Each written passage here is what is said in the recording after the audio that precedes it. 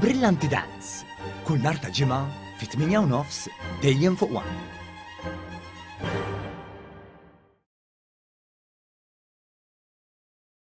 Fl-2021 256 persuna tresqu l-qorti brabta ma' akkużi relatati ma' droga. 142 kienu dwar possess u 114 dwar traffikar. Dan jirriżulta fi tnaqqis drastiku meta mqabbel mal-aħħar 5 snin. Matul din is-sena partikolari, il-maġġoranza tal-każijiet kienu marbuta mal-kannabis, filwaqt li ġinnu ta' tnaqqis notevoli marbut ma' droga kokaina u żieda żgħira fejn tidħol l-eroina. Fin jitlu il-qabdiet ta' droga kien hemm qabdiet ta' 762 kg ta' kokaina, 188 kg ta' kannabis, 118 kg ta' kat, 27 kg ta' reżina tal-kannabis u 7.2 litri ta' CBD oil. Dawn inkludu l-qabdiet li jsiru fil-portijiet Maltin u allura ma jfissirx li dawn l-ammonti kollha ta' droga kienu se jispiċċaw fit-triq jew fis-suq ta' Malta. Din l-informazzjoni ħarġet fil-pubblikazzjoni tar-Rapport Nazzjonali dwar is-sitwazzjoni ta' droga u risponsi għaliha f'Malta għas-sena 2021 f'eżerċizzju li jsir kull sena. Manuel Ġellel, Senior Manager fid-Dipartiment li jkoordina l-informazzjoni fuq id-droga u l-alkohol fiħdan il-Ministeru għall-Politika Soċjali, spjega kif fejn jidħol it-trattament jirriżulta li fl-2021 kien hemm 1990 persuna li rrikorrew għall-għajnuna minħabba l-użu problematiku tad-droga.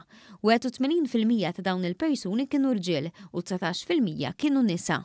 Is-servizzi dejjem jibqgħu servizzi aċċessibbli ħafna fil-pajjiż, għandna l-Caritas, għandna l-Oasi, għandna Setqa li ovvjament hija l-Aġenzija Nazzjonali, jsir ħafna xogħol ma' persuni bi problema ta' droga anke ġol ħabs, ġol isptarijiet, għandek id-DDU ġo Mount Carmel Hospital li huma ovvjament kollha kontribuzzjonijiet illi dejjem qed itejbu s-servizzi. 80% min-nies li fittxew lajnuna l-vizzju ta' droga ġieli jużaw servizzi ta' trattament qabel, filwaqt li 20% bdew isegwu programm għall-ewwel darba. Iktar minn nofshom huma adulti tal-fuq minn 35 sena. Għandek ġenerazzjoni ta' nies li jużaw sustanzi, partikolarment l-eroina li ilhom fis-servizzi għadhom hemmhekk jindika tajjeb li ovvjament jiġu kif nkassemma tajjeb dal-għodu. L-ewwel darba darbtejn tlieta u jibqgħu jaraw is-servizzi miftuħin għalihom. Importanti ovvjament li dak l-individwu mhux biss isib is-servizz miftuħ imma ma jaqtax qalbu. Il-Ministru responsabbli mis-settur soċjali Michael Falzon innota li għal sena oħra reġgħu żdiedu n-nies li qed jirċievu trattament għal vizzju ta' droga.